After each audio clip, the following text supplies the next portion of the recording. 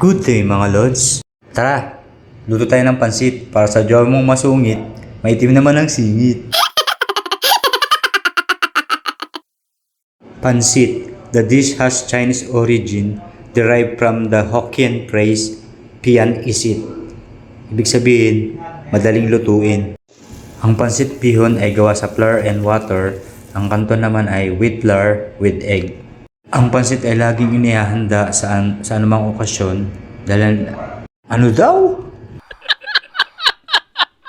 Inihahanda ito sa anumang okasyon tulad ng birthday or fiesta dahil ang pansit ay simbolo ng masaya at mahabang buhay. At ang iba't ibang sikat na pansit sa Pilipinas ay ang mga pansit habhab ng Lokban, Quezon, pansit bamay or pansit Bisaya ng Cebu, pansit batil patong ng Cagayan, pansit puso ng Cavite, pansit palabok ng Malabon at pansit molo ng Iloilo. At ang Lucky Me Pansit Canton ay na-introduce noong 1991. Kasing haba ng pansit ang sinabi.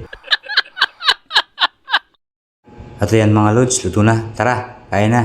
Di yan masarap, pero pwede na. Salamat sa panonood mga lods. Hanggang sa muli. Bye-bye.